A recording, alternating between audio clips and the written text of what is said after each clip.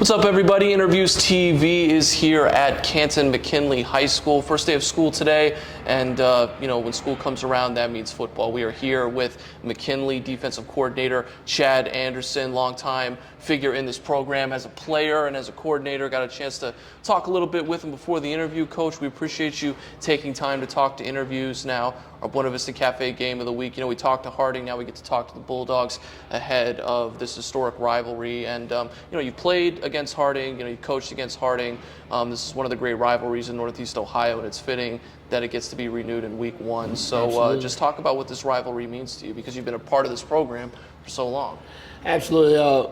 Whenever you get to play against a team that mirrors yourself, we have similar kids from similar backgrounds, and we have similar history, both storied programs, and we just look forward to continuing that rivalry in the right way.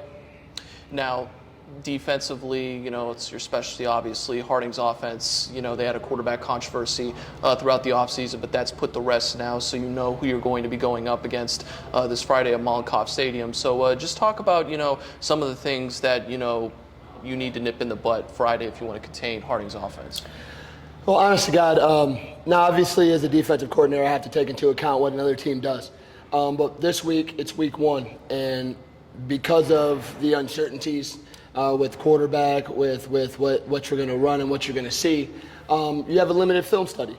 And then the film study you do have is from scrimmages and things of that nature, so you can't be sure if this is what you're going to see. Now, you juxtapose that with what we saw in a 7-on-7, and we get some similar things.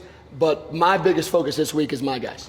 Okay, my biggest focus is my guys doing the things that I'm making sure they're doing from a fundamental and technique standpoint.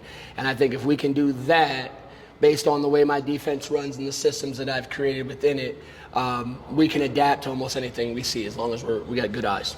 Now, in your scrimmages, we were at the first one, the 7-on-7 here in your backyard, but you guys recently played against St. Ignatius in a pretty physical scrimmage. What were some of the things that impressed you specifically in that last scrimmage before the season, but what were some of the things that you told yourself, I got to nip this in the butt before next Friday? Well, similar things that I said. We have to work on, we have to make sure we're great with our timing. We have to make sure we're great with our eyes. We have to make sure we're great with our fundamentals and technique. I mean, really, that's what it comes down to at defensive football, because as a defensive player, you're reacting. You're reacting to what the offense is doing. They're proactive, we're reactive. So if our eyes are bad, if our fundamentals are bad, if our technique is off, then that's going to cause a lot more problems. It's better to be fundamental rich and scheme poor sometimes, okay? Because sometimes when you're the other way around and you're not executing, you've wasted a lot of time in practice to get a lot of things to work, and it's just maybe caused you to lose your base. So what I'm really focused on is these guys improving their eyes, making sure we're getting to the depths and the areas of the field that we need to in our drops, because we had a couple miscommunications in the secondary. Now, some of that had to do with what we were doing and how they decided to align, because they aligned in pistol, which is a little different. So it's causing my guys to have a little bit of confusion. We've nipped that in the bud. We've worked on it. We've taken some things out, and we've added something else. So essentially what we're going to do is we're going to go in here and we're going to figure out what it is they want to throw at us. And my job is to have 4, 5, 6, 7, 8 things in the tool basket to pull out if things go wrong.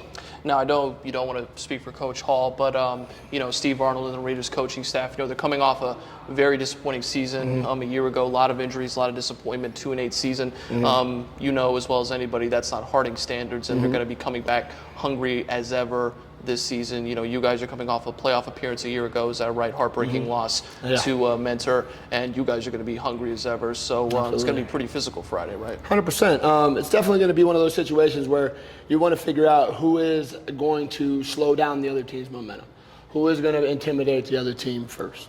It's one of those situations where when something good happens, how does the other team react?